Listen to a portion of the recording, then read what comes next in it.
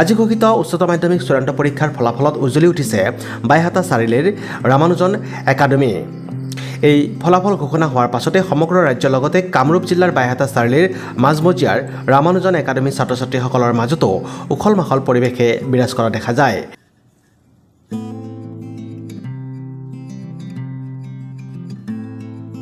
শিক্ষানুষ্ঠানখনৰ পৰা এইবেলি বিজ্ঞান শাখাত ৯৪% নম্বৰেৰে উজ্বলিছে হিমাংশু দাসৰ লগতে কলা শাখাৰ বুৰঞ্জী বিভাগত অসমৰ ভিতৰত সৰ্বোচ্চ নম্বৰ লাভ কৰিবলৈ সক্ষম হৈছে বিদিশা গোস্বামীয়ে। ছাত্ৰীগৰাকীয়ে মুঠ ১০০ নম্বৰৰ ভিতৰত ৯৯ নম্বৰ পাবলৈ সক্ষম হোৱাত সমূহ ৰামানুজন পৰিয়ালৰ মাজত আনন্দমুখৰ পৰিৱেশৰ সৃষ্টি হয়।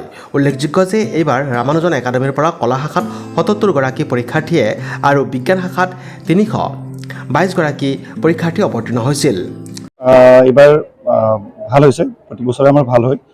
এইবাৰ আমাৰ যিহেতুকে আমাৰ মানে সাংসদৰ ফালৰ পৰা আমাৰ এইবাৰ ৰেংক দিয়া হোৱা নাছিলে, তথাপিও আমাৰ দুগৰাকী কৃতি ছাত্ৰ ছাত্ৰীয়ে খুব ভাল ৰিজাল্ট কৰিছে।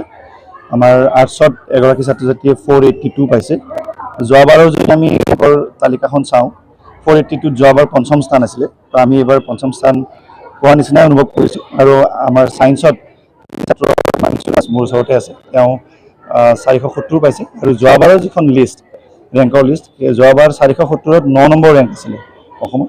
আমি আজি ধৰি লৈছোঁ যে আমাৰ ৰামানুজন একাডেমী বাইহাটা চাৰিআলিয়ে ৰেংক যদিও দিয়া নাই, যোৱাবাৰৰ ৰেংকৰ তালিকা মতে আমি আৰ্টছত পঞ্চম স্থান আৰু আমি বিজ্ঞানত আমি 9ম স্থান পাইছোঁ। লগতে আমাৰ আৰ্টছৰ যিগৰাকী ছাত্ৰীয়ে 482 নম্বৰ পাইছে, বিদিশা গোস্বামী, তেওঁ হিষ্ট্ৰীত ষ্টেট হাইষ্ট পাইছে, তেওঁ 99 পাইছে আৰু আউট অফ 100 তেওঁ 100% ৰিজাল্ট। আমাৰ থাৰ্ড ডিভিজন এজনো নাই, ছেকেণ্ড ডিভিজন 2 এজনে পাইছে। বাকী আমাৰ ডিষ্টিংশ্যন 85% এবভ আৰু 75% এবভ মেক্সিমাম আছে।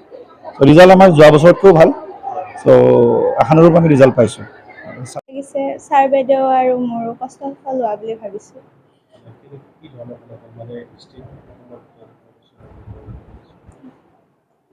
482 মোৰ ফুল মাৰ্কছ, গতিকে এইবাৰতো ৰেংক উলিওৱাই নাই, হয়তো 5th ৰেংক পালোহেঁতেন।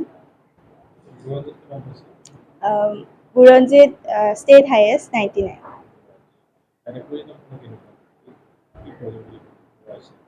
মই ইয়াৰ পিছত CUET এণ্ট্ৰেঞ্চ দিম বুলি ভাবিছোঁ, আৰু তাত য'ত মানে মোৰ ছিট পাওঁ তাৰ পৰা মই হিষ্ট্ৰী অনাৰ্ছ লৈ পঢ়িম বুলি ভাবিছোঁ।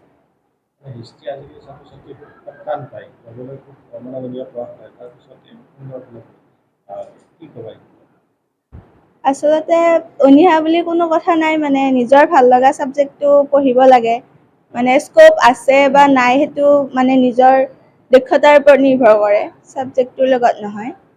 গতিকে মই ইয়াকে ক'ম, হিষ্ট্ৰী পঢ়িও মানুহে বহুত সফল হ'ব পাৰিব। 99। মোৰ চিভিল ছাৰ্ভেণ্টৰ যোৱাৰ মন আছে।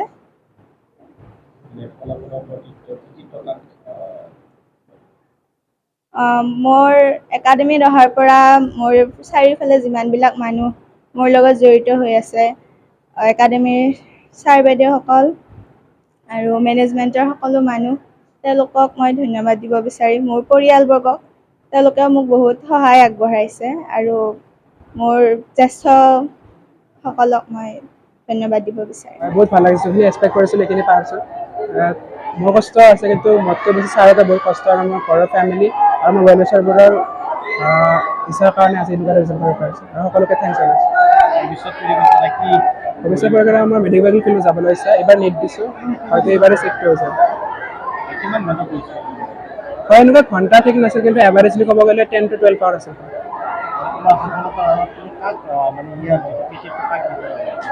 মোৰ টিচাৰ্ছবোৰ, মা দেউতা সদায় মোৰ লগত আছে, একদম ফাৰ্ষ্টৰ পৰা এণ্ডিঙলৈকে মোৰ লগত লাগি আছে। কিন্তু মা দেউতাৰ লগতে আমাৰ ছাৰহঁতে বহুত কষ্ট কৰিছে, আৰু ছাৰহঁতেও কষ্ট পালোঁ আজি এনেকুৱা এটা ফলাফল পালোঁ।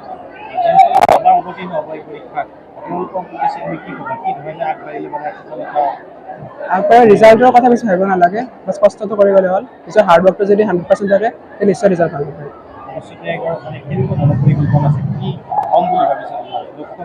ভৱিষ্যতে চিকিৎসক হ'ম। বাইহাটা চাৰিআলিৰ পৰা সৌৰভ দাসৰ ৰিপৰ্ট, নিউজ এক্সপ্ৰেছ, অসম।